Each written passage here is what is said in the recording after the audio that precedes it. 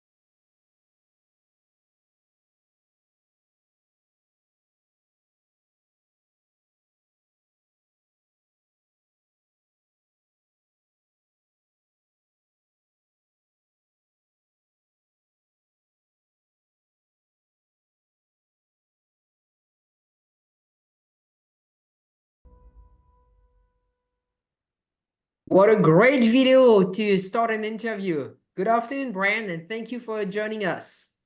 Thank you. It's my pleasure to be here again this year. Thank you for having me. How can you not get excited about watching that video? Oh, I know. I've been to many of your races and got all dirty and enjoy them. Yeah, it is a four-dimensional experience with us when you're there. To you, Mike. All right. Good afternoon, Brian. Welcome. For those of you who don't know, I'm Mike Kirshner from Speed Sport, and Brian is the CEO of the World of Outlaws and its parent company, the World Racing Group. And the video you just watched was an outstanding example of all of the different properties that race under the World Racing Group banner. Brian, let's kick things off by talking a little bit about how the 2024 season went.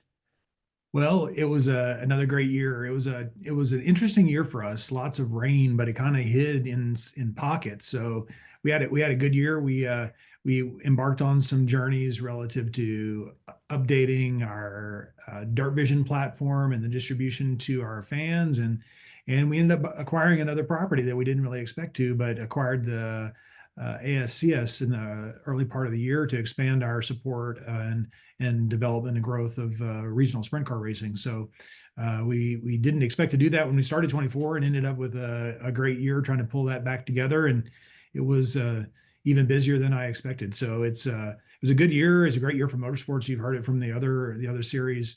You know, it's on the growth and our continued evolution on how we engage with the race fans, how we expose more people to it, and how we continue to develop in a very fast-paced environment is real, and it's real every day for us as we prepare for PRI next week. But as we prepare for this trade show, the pace is unbelievable. You touched on a couple of things there that we'll dive into a little deeper. I knew he was going to do that. Yep. You there? Yeah, I can hear you.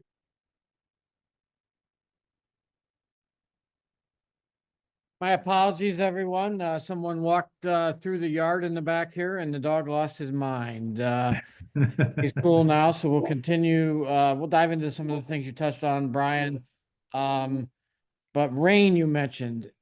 Just what does rain do for a racing promoter? I mean, we know it's a hardship, and it's just one of those things that happens, but how does it challenge? Well, you know, we can't race in the rain. Most of us can't. So it's hard, and it's more difficult these days because the ability to, you know, everybody has a weather app in their hand. They're a little more tentative. There's options if you don't go to the racetrack to watch all the races now. So you have to be really careful.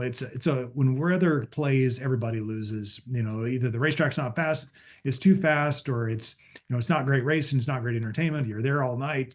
Nobody wins when it rains, and you have to be diligent around this. Everything's more expensive, hotels and fuel and all the rest too. So anytime you can make a informed business decision, and I think we all have to be quick quick to make those decisions when we see what's happening. So rain is going to be a challenge, has always been a challenge. It's been a while since we've had a place where we rained out 26% of our races in 1 year. So that you put that on top of rolling out a new DIRTVision platform, creating some new fan experience pieces, and you do that, it can create a challenging environment, but it's something we've all been used to for 40 something years now. So it's just hard on everybody. And I feel the pain as much as everybody does when it rains. For sure. So this year, the World of Outlaws sprint car specifically had a new competitor in the marketplace with High Limit Racing, and it did bring a lot more sprint car racing to the fans all around the country. How did that all transpire as the season went on, and assess your season from that standpoint? Yeah, we've had direct competition in all of our series. Regionally, with the sprint cars this time for the first time nationally, but we've always been, we're always competing against everything. Candidly, we're competing about other forms of motorsports.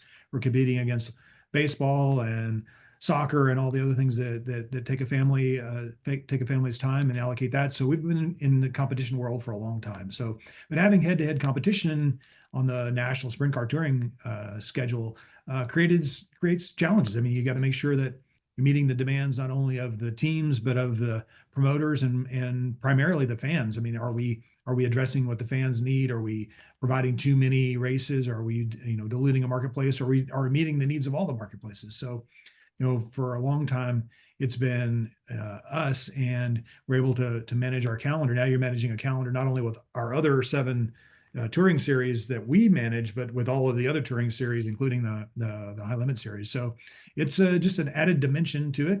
Just want to make sure that we're feeding the marketplace and providing the services the marketplace needs. And primarily that's got to be the fans, the racetracks, and the teams, and then figure out how to make a business entertaining people along the way. So it's definitely different, but competition makes you sharpen your decision-making skills. There's also some opportunity associated with it as well. That's right. No, there's definitely opportunities in places where we may want to try the market, and if they tried some markets to see if they would work, and we can learn from those experiences. We can learn from, we can see, we have best practices. They have some best practices. We can learn, see what the fans, react to. Again, it's about entertaining race fans, and every day is a learning process for us and trying to figure out how to do that. And now we have another avenue to learn from, and we may not feel the growing pains of doing it. So from that perspective, it's healthy to have competition. You just have to make sure that you're doing what you need to do for your business and for your fans and everybody to make sure it makes sense. Money has always been one of the key things in motorsports through the years, but it seems like it's become a little bit more the focus with the big touring dirt series in the last couple of years. Everybody wants it, but despite streaming, sponsorship, attendance, etc., there's still a thin margin that racing promoters deal with when it comes to sharing that wealth with all the stakeholders from throughout the sport. How exactly does that whole process play out? Every day it's changing. Every day our goal is to continue to move the needle in creating new revenue streams. So we're looking at, the Brad mentioned from NHRA, his fast channel distribution. We're doing fast channel distribution rollout for next year. He mentioned wagering. We've got both fixed odds and parimutuel pieces. We got different partners coming on board for those pieces as well. So from our engagement, it's how do you create revenue streams that will sustain the sport beyond it?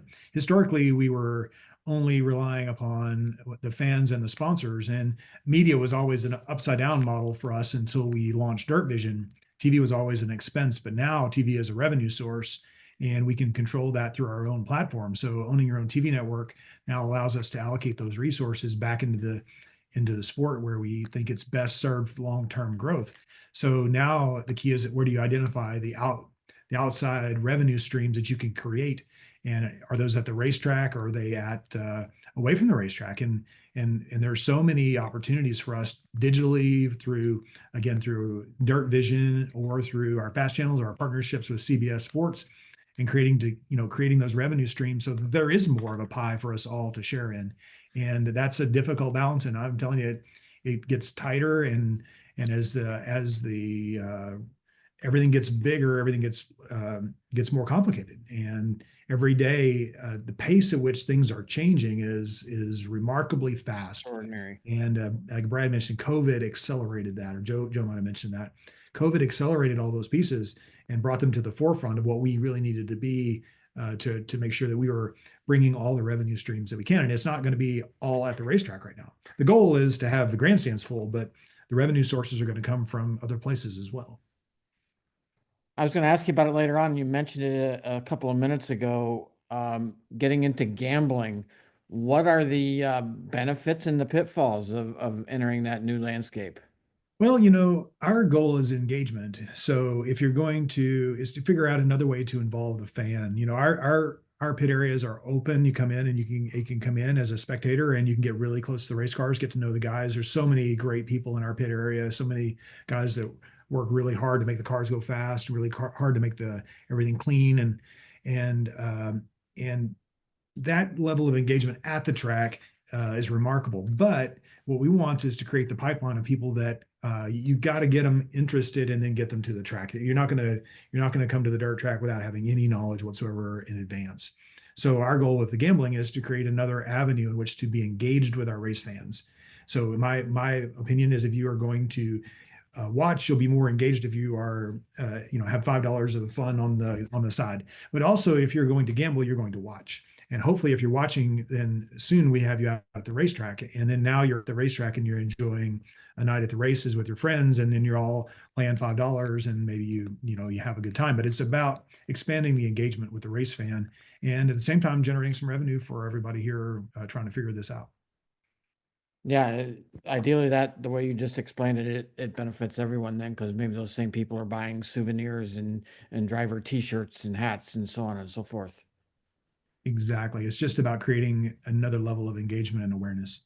So you mentioned the addition of the American Sprint Car Series last year. What does that add to the WRG portfolio? Well, I've said for years that the importance of sprint car racing's health at all levels is important to us, especially as we're trying to travel across the country that are not specifically 410 or 410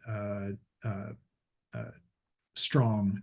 So ASCS provided a real strength in the middle of the country and an alternative, cost-effective show. So as one of our biggest challenges when we were faced with, we talked about high limit earlier, is that we can't race as much as the fans and the tracks want us to race across the country. There's only so many weekends in the year. And when I can't provide somebody a calendar date to run a sprint car show, it opened up the door for the opportunity for another national series.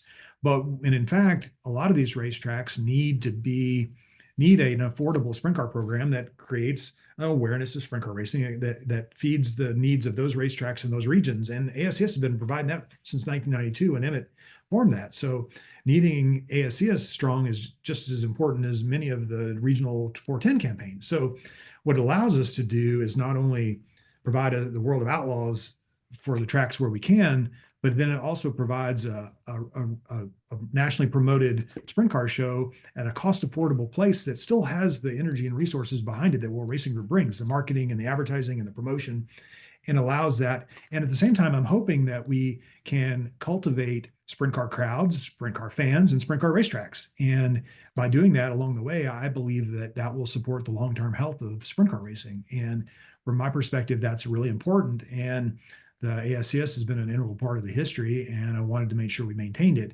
So from us, it's learning a different segment of sprint car racing that's not at the World of Outlaws level, but that can train tracks and train drivers and be the proving grounds along the way, and continue to build the sprint car fan base.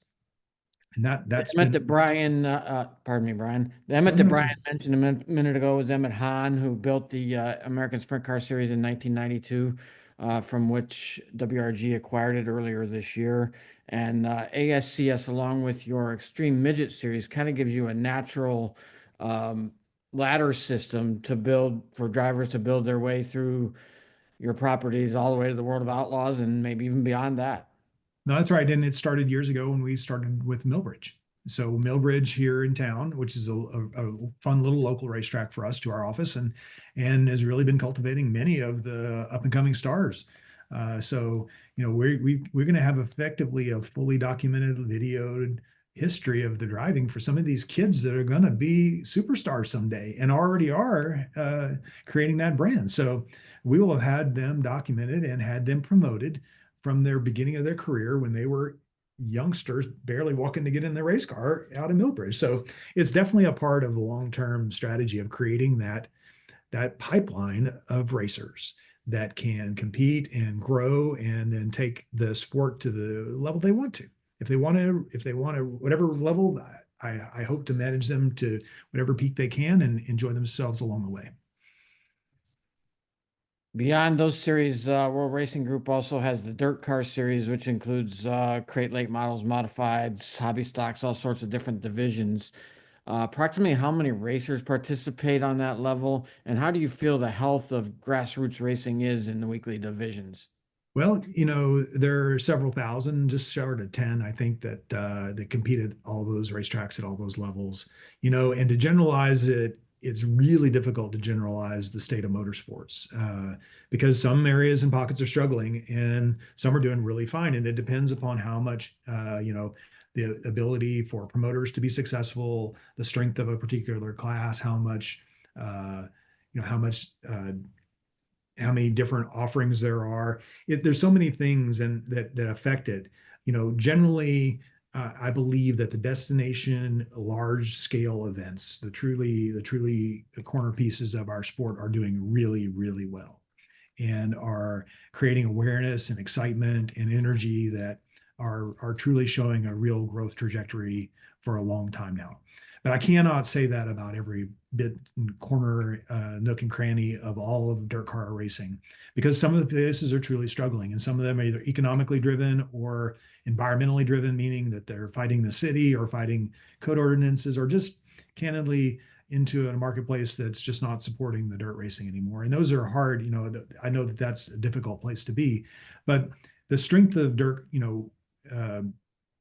our consistency in our rule package, the growth of at this premier levels, the stability in the midterm. But these cars are also going to transition. The super late model, you can't say as the strength of super late model has grown on the national and regional touring, it's surely come from somewhere, and that's going to come a lot from the weekly super late model program. So unless you have a really strong weekly super late model program, you're probably going to struggle. Same thing happening, and those happen as you transition, especially as the crate cars mature. The big mod car, the UMP modifieds are going to be replaced by the crate mods or the pro mods for us.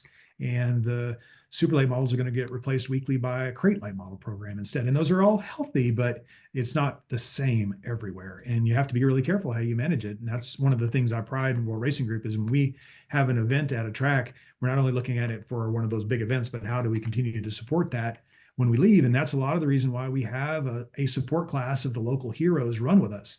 I know we get a lot of grief. You run support classes.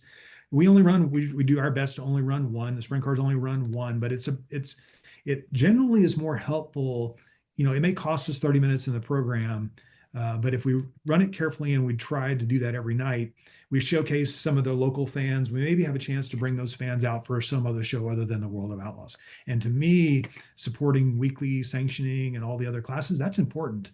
So we have to do it the right way so we make sure we don't lose the entertainment value. But I think that's really important as we look at a holistic view of not only the national touring series, but how dirt racing is affecting places around the country on an annual basis.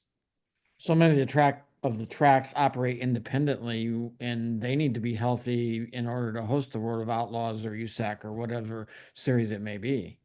Yeah, you've got to have a healthy fan base. You're not going to start from zero and get to some massive number. It's going to be some version of X times your weekly crowd, and then we can bring in more than that. But you've got to have a strong base. You've got to have a strong group of community supporters of the racetrack, whether via sponsorship and the rest, to make all this work, is it's surely not getting any easier running a racetrack, and it's not getting any less expensive running a race team. So all those pieces are in play, and it's the environment is on a thin margin. You started with that. It's a thin margin, and you throw rain in there and the other pieces, you got to make sure that we're out hunting revenue. And that's what we continue to try to do. The World of Outlaws late model and sprint car schedules were released several weeks ago. Are there any particular events that you're looking forward to more than any others, or anything newer that the folks on the call here today should learn about? Well, check out our calendars. They're all on worldofoutlaws.com. They're consolidated. You can pick one, you buy all your tickets, all those pieces. The good thing about our calendar is that, we have such a great group of racetracks that we go to year after year. We mix in a couple handfuls of new tracks and shuffle a couple of them every other year just to make sure that the marketplace isn't diluted. I'm excited about getting back into Canada. The last time we were there was before COVID. It was a challenging environment to transition from the United States into Canada and back with all of our equipment and all of our staff and all that. So maybe I've forgotten how hard that was, but I'm excited about it. Glenn Stars has been a huge supporter. The guys at Oshweek have been a huge supporter. We're using it strategically at a couple of other racetracks to help support this dirt car brand with the other tracks we're going to in Canada. But I'm excited about getting back up to Oshweek. I'm going to have my normal course. We're getting started in Volusia. It's a nice time to be sunshiny and warm in January and February in Volusia. But beyond that, there are events I'm not going to miss, and I think I've said that plenty of times. My Peeblys, my PDCs, and my Cedar Lakes, and my Knoxvilles, and the Eldora. Just pick one and have fun, guys. Come out and see us. Say hello. Go into the pit area. Get close to a race car. Bring your kids. Bring your friends. Bring somebody new to the racetrack. Make sure we can do this for 20 years. That's my. I'm just excited to get back out there and go racing. We just stopped 2 weeks ago. We just got all of our calendars announced, which is earlier than we ever have. And I'm seeing all the budget line items come through and buying trophies for next year already. So late model started in mid-January at Volusia, sprint cars in early February at Volusia. Should we expect anything new in terms of rules changes or anything along those lines before that time?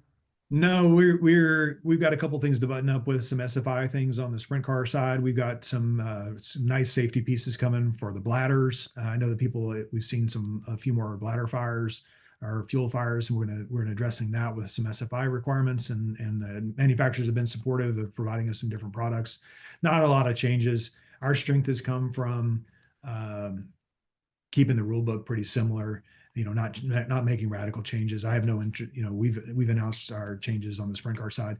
Late model program, still working on fine tuning that. Steve and my guys are way better at that on the technical side. Again, I've been working on fast channels and betting and DIRTVision platforms. But on the late model side, we're going to continue to work on the bodies. We're going to continue to work on the aero in these cars, continue to straighten them out, and try to get this stuff in where we can race a little better. Again, it's all about entertaining race fans. So how do we do that without breaking the race or by changing the rules every year?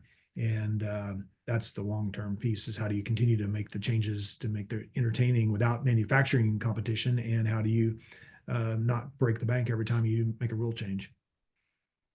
15 years ago, did you envision all the things we have now with DIRTVision and gambling and the technologies that allow you to do things a lot easier than you used to be able to do?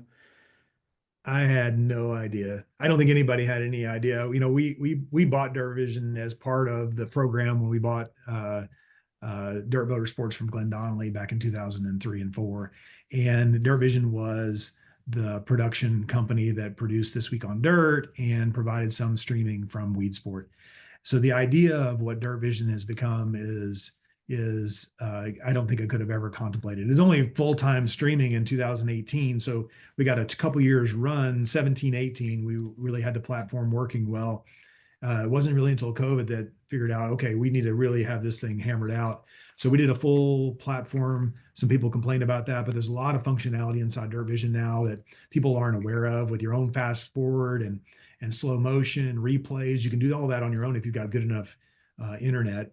But there's so many things that DIRTVision allows us to do. Again, we can archive and review everything. We can pull things for video official reviews if we needed to in the tower. We're playing it back at the racetrack through the video boards that we bring with us on all of our series. The idea that we would have progressed, I can't imagine not being where we're at today, given the journey that we're on. But I can't tell you how excited I am about what's next, because I don't know. We're positioning ourselves for fast channel and video and in-app interactions. So you can pick your driver on the screen in DIRTVision. You can do different pieces. There's so many different ways in which we're going to engage with the race fan with the new digital world coming, that, again, we're doing this at the dirt track. So those are the pieces. I can't tell you. I'm excited about all the opportunities, and we just got to grab them and go. And they're available to us and our fans, and the fan base continues to grow and continues to engage. And now we're showing everything live on our own TV network, and it's been a heck of a ride. And again, we're positioned for what's next. Tell me what's next. Let's sign us up and let's go. Incredible. The journey has been really something since you guys took over the World of Outlaws, and the growth of dirt racing in general just continues. I see Francis and Judy back, so that marks the end of our session. Thanks again, Brian. Appreciate it. No, it's my Thank you, pleasure. Brian. Yes, Yeah. I think Brian's been with us for 5 years now. I Yes. have been. It's been a pleasure to Perfect talk to you attendance. guys. A pleasure to share kind of what we're looking at going forward. The digital engagement pieces that you guys have created has been extraordinary, and we're trying to keep up with everybody. It's fun to see, like we talked about, the distribution on fast channels, the distribution on DIRTVision, the distribution on social. All of this is such a fast pace and keeping up with it. And you guys had the foresight to start this 5 years ago, and I've been proud to be a part of it every year. EPARTRADE is a digital platform that we've created basically to make life easier in the business community of auto racing. EPARTRADE, there is no e-commerce. It's literally a connection just like at a trade show. So now, any time of the year, a buyer could reach out to a supplier. When you see a product that you're interested in, all you need to do is click on request more information, and then from there it is forwarded directly to the buyer or to the supplier. EPARTRADE really eliminates having to travel, closing down your shop. Now you have a place to showcase globally your racing product and technology.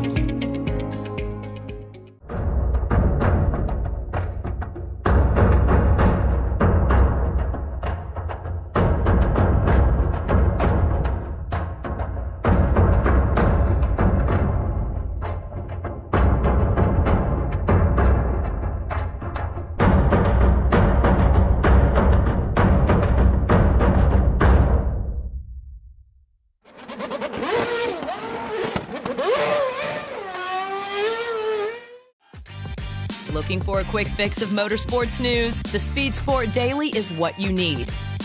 It's a free racing newsletter delivered directly to your email every day. We'll cover the winners and the losers and tell you who's making news off the track. It's NASCAR, NHRA, World of Outlaw, IndyCar, and so much more.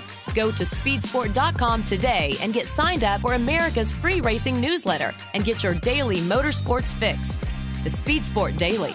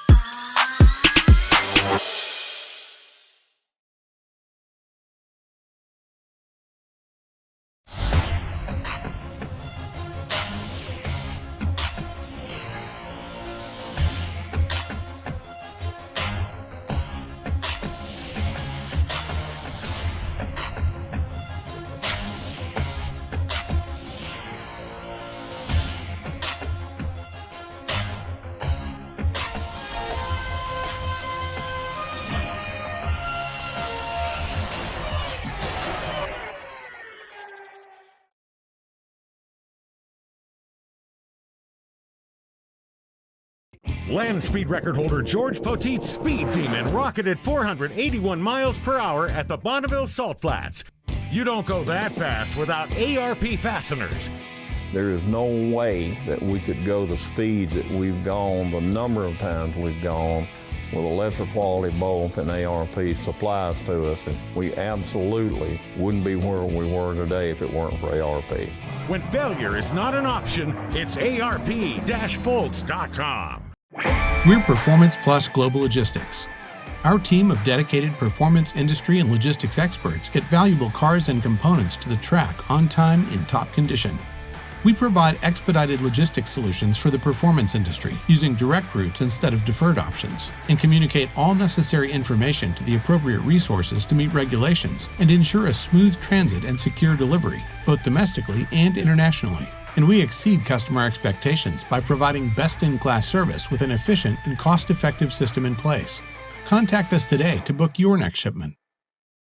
Scott Lewis & Associates, the sales, marketing, and branding specialist for the automotive performance industry since 1988. We get our manufacturers on track by opening an extensive distribution network, providing product training to sales staff, creating fully integrated sales and marketing strategies, building successful industry partnerships, attending trade shows, events, and races, offering first-class support to customers.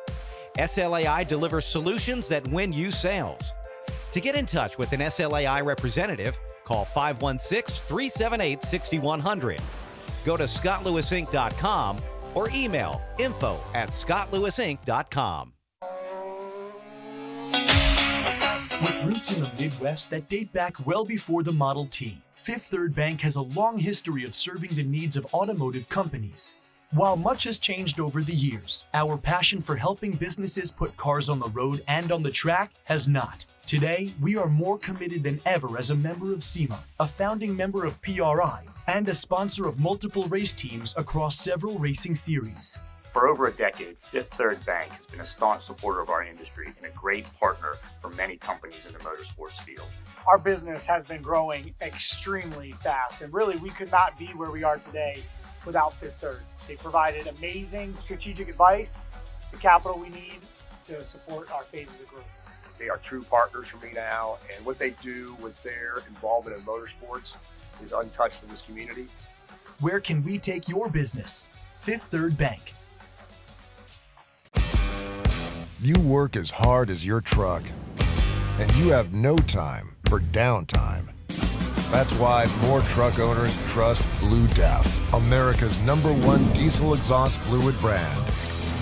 Each batch is guaranteed pure, so you can avoid costly repairs caused by inferior DEF.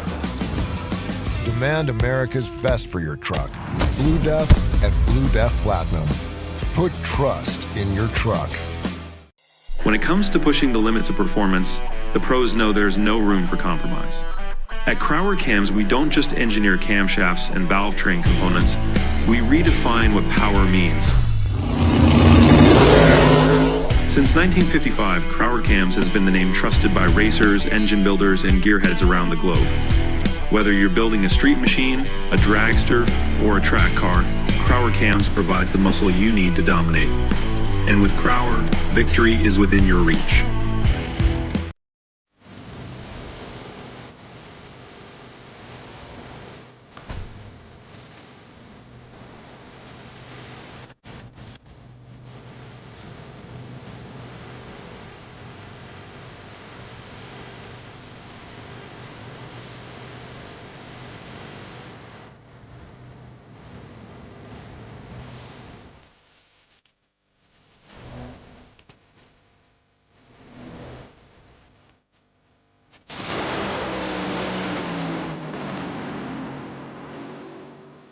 For over 25 years, Wisconsin-based C-Tech Manufacturing has been engineering and manufacturing the toughest, most accessible aluminum tool drawers, cabinets, carts, and tactical storage solutions for America's hardest working professionals.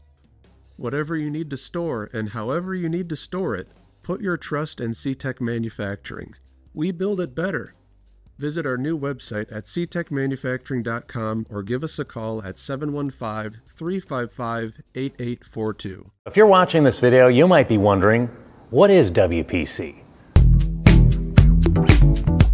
WPC is a surface treatment designed to reduce friction and increase the strength of metal parts. As much as it might seem like a coating, WPC is actually a surface treatment. Think of it like shot painting, but the media is much finer, like talc. So what you're left with is a super hard, smooth surface that actually has some proprietary dry lubricants embedded within it. For more information, visit WPCtreatment.com.